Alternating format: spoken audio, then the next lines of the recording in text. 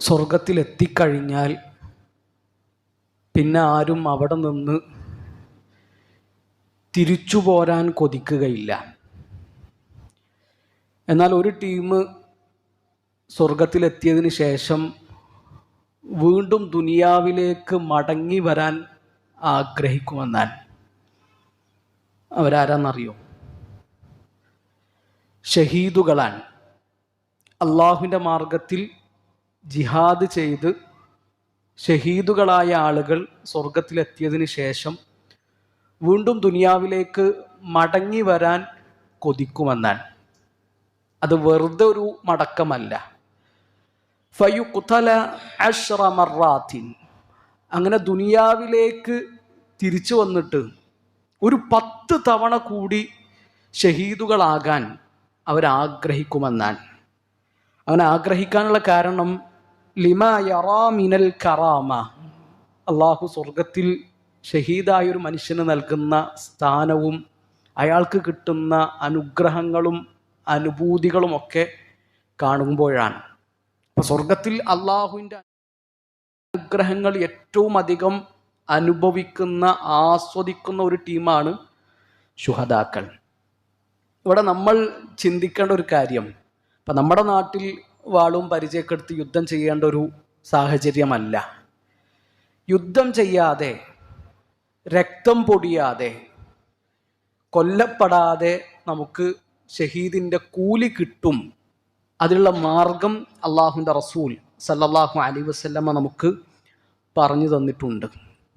നബി സല്ലല്ലാഹു അലൈഹി വസല്ലം പറഞ്ഞു, മൻ സഅല അല്ലാഹ ശഹാദത സാദിഖൻ, ആരെങ്കിലും അള്ളാഹുവിനോട് സത്യസന്ധമായിക്കൊണ്ട് ഷഹാദത്ത് ചോദിച്ചാൽ, രക്തസാക്ഷിത്വം ചോദിച്ചാൽ, ബല്ലഗഹു അല്ലാഹു മനാസില ശുഹദാ, അള്ളാഹു അവനെ ഷഹീദുകളുടെ സ്ഥാനത്ത് എത്തിക്കുമെന്നാണ്.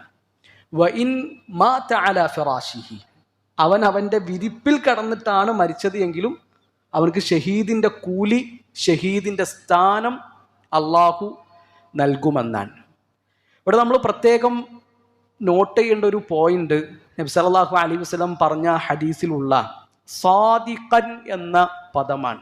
സത്യസന്ധമായിക്കൊണ്ട്. വെറുതെ ഒന്നല്ല അയാൾ അള്ളാഹുവിനോട് രക്തസാക്ഷിത്വം ചോദിച്ചത്. വെറുതെ ഒരു ചോദ്യമല്ല ഷഹാദത്തിന് വേണ്ടി അയാൾ നടത്തിയിട്ടുള്ളത്. സത്യസന്ധമായിട്ട് മനസ്സിൻ്റെ അടിത്തട്ടിൽ നിന്നാണ് ആ ചോദ്യം വന്നിട്ടുള്ളത്. അത് ഹൃദയത്തിൻ്റെ ഭാഷയിലാണ് അയാൾ അള്ളാഹുവിനോട് തേടിയിട്ടുള്ളത്. അത് ശരിക്കും അയാളുടെ സത്യസന്ധതക്ക്, ആ ഒരു ആത്മാർത്ഥമായ നിയ്യത്തിന് അള്ളാഹു കൊടുക്കുന്ന പ്രതിഫലമാണ്. കാരണം ഈ മനുഷ്യൻ കൊല്ലപ്പെട്ടിട്ടില്ലല്ലോ. അയാളുടെ ശരീരത്തിൽ നിന്ന് ഒരു തുള്ളി രക്തം പോലും പൊടിഞ്ഞിട്ടില്ല, വാളുകൊണ്ട് വെട്ട് കിട്ടിയിട്ടില്ല, കുന്തം കൊണ്ട് കുത്ത് കിട്ടിയിട്ടില്ല, ശരീരത്തിൽ അമ്പ് തറച്ചിട്ടില്ല. ഇതൊന്നും ഇല്ലാതെ തന്നെ ആ മനുഷ്യന് ഷഹീദിൻ്റെ കൂലി എങ്ങനെ കിട്ടിയത്? ആ മനുഷ്യൻ്റെ ആത്മാർത്ഥമായ നിയ്യത്താണത്. ആ മനുഷ്യൻ്റെ ഹൃദയത്തിൽ തട്ടിയുള്ള തേട്ടമാണത്. അപ്പം ഞാൻ സൂചിപ്പിച്ചു വരുന്നത്, നമ്മുടെ കർമ്മങ്ങൾക്ക് ഇഖ്ലാസ് ഉണ്ട് എങ്കിൽ അതിന് നമ്മൾ വിചാരിക്കുന്ന റിസൾട്ട് ഒന്നുമല്ല ഉണ്ടാവുക. ഏതൊരു ഇബാദത്ത് ചെയ്യുമ്പോഴും നമ്മുടെ മനസ്സിൽ ഉണ്ടാകേണ്ടത് ഇത് അള്ളാഹുവിന് വേണ്ടിയിട്ടാണ്. അള്ളാഹുവിൻ്റെ അടുക്കൽ നിന്നുള്ള ആ വമ്പിച്ച കൂലിയും പ്രതിഫലവുമാണ് നമ്മൾ ഓരോരുത്തരും കൊതിക്കേണ്ടത്. നമ്മൾ ചിലപ്പോൾ ഒരു 10 രൂപയെ കൊടുത്തിട്ടുണ്ടാവുള്ളൂ. ആ 10 രൂപക്ക് നമ്മുടെ നിയ്യത്തനുസരിച്ച് ചിലപ്പോൾ അള്ളാഹു തരുന്ന റിസൾട്ട് നമ്മൾ വിചാരിക്കുന്നതിനേക്കാളൊക്കെ എത്രയോ അപ്പുറത്തായിരിക്കും. നമ്മൾ 2 പേജായിരിക്കും ഖുർആൻ ഓതിയിട്ടുണ്ടാവുക. ആ 2 പേജ് ഖുർആൻ ഓതുമ്പോൾ നമ്മുടെ നിയ്യത്ത് എന്താണ്, അതനുസരിച്ചിട്ടാണ് അതിൻ്റെ റിസൾട്ട് ഉണ്ടാവുക. നമ്മൾ 2 റക്അത്ത് നിസ്കരിച്ചിട്ടുണ്ടാവുള്ളൂ. പക്ഷെ ആ 2 റക്അത്ത് നിസ്കരിക്കുമ്പോൾ നമ്മുടെ മനസ്സിൻ്റെ തേട്ടം എന്താണ്? ആ ഹൃദയത്തിലേക്കാണ് അള്ളാഹു നോക്കുന്നത്.